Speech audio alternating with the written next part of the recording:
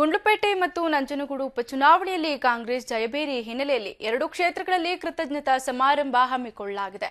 ಸಮಾವೇಶದಲ್ಲಿ ಪಾಲ್ಗೊಳ್ಳುವ ಸಲುವಾಗಿ ಈಗಾಗಲೇ ಎಚ್ಎಎಲ್ ವಿಮಾನ ನಿಲ್ದಾಣದಿಂದ ಹೆಲಿಕಾಪ್ಟರ್ ಮೂಲಕ ಸಿಎಂ ಸಿದ್ದರಾಮಯ್ಯ ಮೈಸೂರಿಗೆ ತೆರಳಿದ್ದಾರೆ.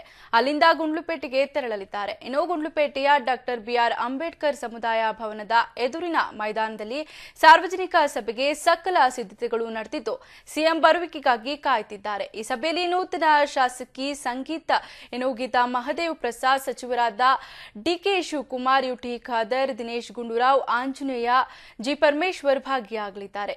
ಈ ನಂತರ ನಂಜನಗೂಡಲ್ಲಿ ಕೃತಜ್ಞತಾ ಸಮಾರಂಭ ನಡೆಯಲಿದೆ.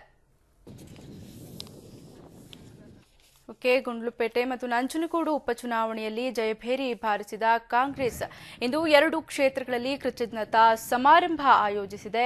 ಗುಂಡ್ಲುಪೇಟೆ, ನಂಜನಗೂಡು ಕ್ಷೇತ್ರಗಳ ಅಭಿವೃದ್ಧಿ ಕಾರ್ಯಗಳ ಬಗ್ಗೆ ಇಂದು ಸಾರ್ವಜನಿಕ ಸಭೆಗಳನ್ನು ಆಯೋಜಿಸಲಾಗಿದೆ. ಈ ಸಾರ್ವಜನಿಕ ಸಭೆಗಳಲ್ಲಿ ಮುಖ್ಯಮಂತ್ರಿ ಸಿದ್ದರಾಮಯ್ಯ ಎರಡೂ ಕ್ಷೇತ್ರಗಳ ಜನತೆಗೆ ಕೃತಜ್ಞತೆ ಸಲ್ಲಿಸಲಿದ್ದಾರೆ. ಈ ಸಂದರ್ಭದಲ್ಲಿ ಸಚಿವರಾದ ಡಿಕೆ ಶಿವಕುಮಾರ್, ಎಚ್ಸಿ ಮಹದೇವಪ್ಪ, ಎಂಬಿ ಪಾಟೀಲ್, ಯುಟಿ ಖಾದರ್, ಸಂಸದ ಧ್ರುವನಾರಾಯಣ್, ಇನ್ನು ನೂತನ ಶಾಸಕರಾದ ಗೀತಾ ಮಹದೇವ್ ಪ್ರಸಾದ್, ಕಳಲೆ ಕೇಶವಮೂರ್ತಿ ಹಾಗೂ ಪಕ್ಷದ ಸ್ಥಳೀಯ ಮುಖಂಡರು ಭಾಗವಹಿಸಲಿದ್ದಾರೆ.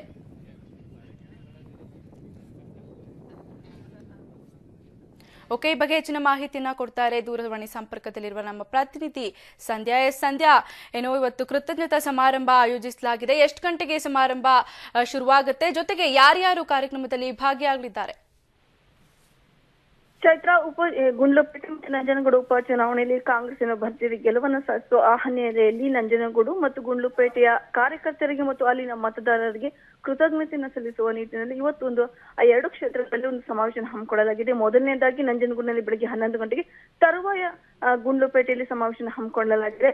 ಹಾಗಾಗಿ ಸಿಎಂ ಸಿದ್ದರಾಮಯ್ಯರು ಈ ಎರಡು ಕೃತಜ್ಞತಾ ಸಮಾವೇಶದಲ್ಲಿ ಭಾಗಿಯಾಗಲು ಒಂದು ಅರ್ಧ ಗಂಟೆ ಹಿಂದಷ್ಟೇ ತಮ್ಮ ಗೃಹ ಕಚೇರಿ, ತಮ್ಮ ಅಧಿಕೃತ ನಿವಾಸ ಕಾವೇರಿಯಿಂದ ಎಚ್ಎಎಲ್ ಮೂಲಕ ತೆರಳಿದ್ದು ಈಗಷ್ಟೇ ಎಚ್ಎಎಲ್ ನಿಂದ ಹೆಲಿಕಾಪ್ಟರ್ ಮೂಲಕ ಆ ಎರಡು ಕ್ಷೇತ್ರಗಳಿಗೆ ಪ್ರಯಾಣ ಬೆಳೆಸಲಿದ್ದಾರೆ. ಮಧ್ಯಾಹ್ನಷ್ಟೊತ್ತಿಗೆ ಎರಡು ಕ್ಷೇತ್ರಗಳಲ್ಲಿ ಸಮಾವೇಶ ಹಮ್ಮಿಕೊಳ್ಳಲಾಗಿದೆ. ಪ್ರಮುಖವಾಗಿ ಈಗಾಗಲೇ ಉಪಚುನಾವಣೆ ಒಂದು ರಾಜ್ಯ ಸರ್ಕಾರಕ್ಕೆ ಮತ್ತು ಸಿಎಂ ಸಿದ್ದರಾಮಯ್ಯ ಒಂದು ವ್ಯಕ್ತಿತ್ವ ಪ್ರತಿಷ್ಠೆಗೆ ಒಂದು ಸವಾಲಾಗಿ ಪರಿಣಮಿಸಿತು. ಈ ಸವಾಲಲ್ಲಿ ಸಿಎಂ ಸಿದ್ದರಾಮಯ್ಯ ಮತ್ತು ಕಾಂಗ್ರೆಸ್ ಗೆದ್ದಿದೆ. ಹಾಗಾಗಿ ಅಲ್ಲಿನ ಮತದಾರರಿಗೆ ಒಂದು ಕೃತಜ್ಞತೆಯನ್ನು ಸಲ್ಲಿಸಬೇಕು ಮತ್ತು ಅಲ್ಲಿನ ಬೇಡಿಕೆಗಳಿಂದ ಮತ್ತು ಅಲ್ಲಿ ಮತದಾರರ ಆಗುಹೋಗುಗಳನ್ನು ವಿಚಾರಿಸುವ ನಿಟ್ಟಿನಲ್ಲಿ ಇವತ್ತು ಸಮಾವೇಶ ಹಮ್ಮಿಕೊಳ್ಳಲಾಗಿದೆ. ಮಧ್ಯಾಹ್ನದ ತರುವಾಯ ಅಲ್ಲಿ ಸಮಾವೇಶದಲ್ಲಿ ಸಿಎಂ ಸಿದ್ದರಾಮಯ್ಯ ಸೇರಿದಂತೆ ಸಮಾಜ ಕಲ್ಯಾಣ ಸಚಿವ ಆಂಜನೇಯ ಹಾಗೆ ಕಾಂಗ್ರೆಸ್ನ ಪ್ರಮುಖ ನಾಯಕರು ಮತ್ತು ಮುಖಂಡರು ಕೂಡ ಅಲ್ಲಿ ಪಾಲ್ಗೊಳ್ಳಲಿದ್ದಾರೆ. ಚೈತ್ರ, ಧನ್ಯವಾದಗಳು ಸಂಧ್ಯಾ ನಿಮ್ಮೆಲ್ಲ ಮಾಹಿತಿಗಾಗಿ.